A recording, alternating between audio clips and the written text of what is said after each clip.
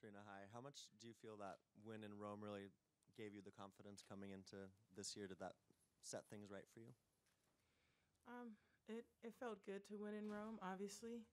Um, I was feeling pretty confident, I think, just going into some of those matches, and especially the last few, I felt a lot better. So even if I'd have lost, I feel like just some of those matches really gave me the match play that I needed.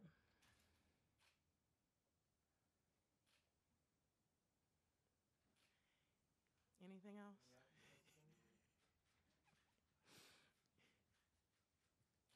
Serena, how do you feel about your year as a whole? I guess it's been a bit up and down. Is that fair to say?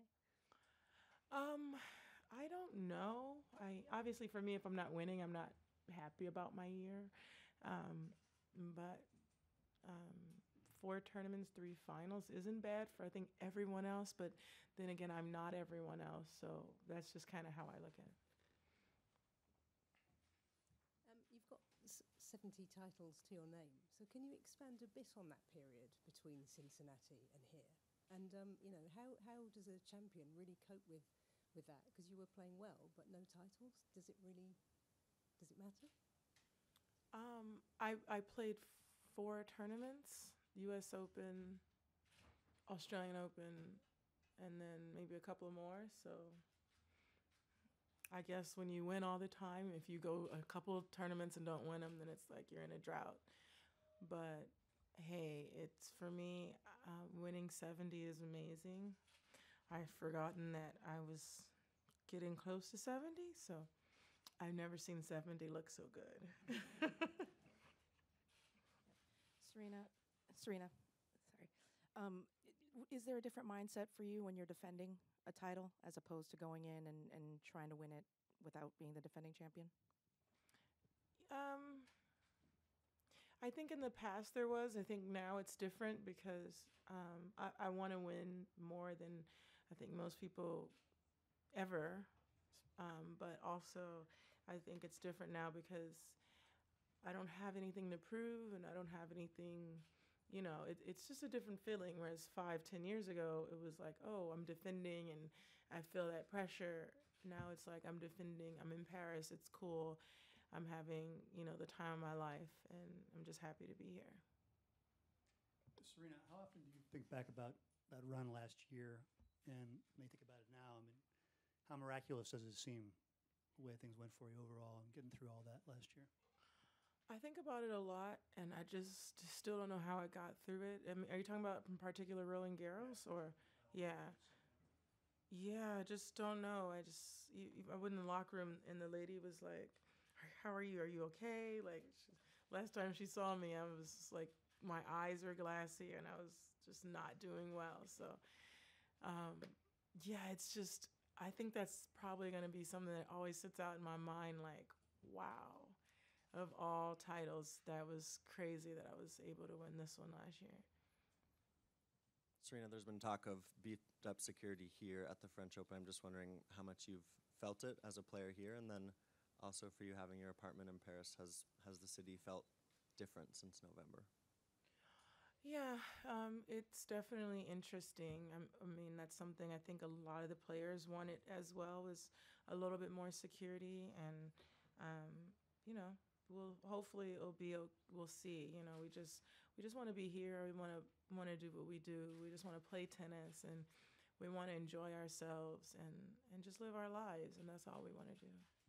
More security in particular here Than it has been in the past few years, yeah. Looking back to all the health issues you were suffering through the fortnight here last year, are you going to do anything different here this year? Are you going to eat differently, or are you going to conduct your life any differently? Did you learn any lessons last year? Yeah, I take vitamin C every single night. So I'm like, okay, that's basically all I can do. And I'm just really trying to regulate my temperature, like it's so cold again this year. So it's like, so hopefully it'll heat up a little bit.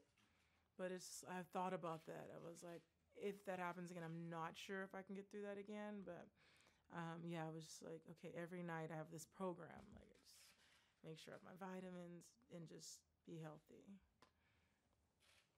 Serena, there's been a lot of talk in the men's and the women's game about when the next generation was going to come through. And Martina Navratilova said to us the other day that basically Serena will relinquish the number one when she wants to relinquish the number one.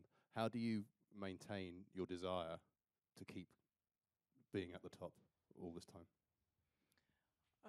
Well, that's a really good question. I've thought of different answers many times, and I just think it just boils down to this is what I do, and I'm very competitive on the court, playing Uno or whatever. So I'm just like, I like to do the best that I can, and if not, I work hard, and I'll figure out a new way to be the best that I can be in my potential. And honestly, I just think I'm just blessed to be able to be good at what I do.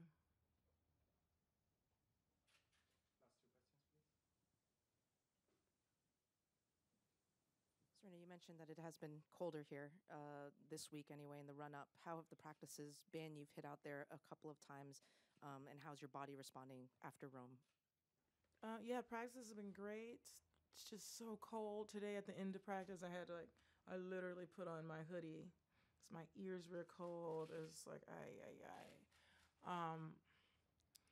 That's the thing about Roland Garros. It gets warm, but just in like the semifinals, it's like can't have to do good to see the good weather. Serena, you and Roger have been in sort of step through your careers, same phase and everything. He's not here. How do you feel about that? Does that seem strange that he's not playing in Slam? Yeah, I think he plays most slams, so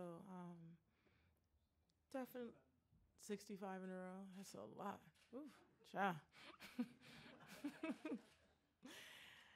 I'm like, I don't know. I just think it's pretty awesome that, but it means that he cares about, his future, the Olympics this year and Wimbledon and US Open, and he probably wants to give himself the best chance. But it's a shame not to see him in the draw. So, and it's always such a staple.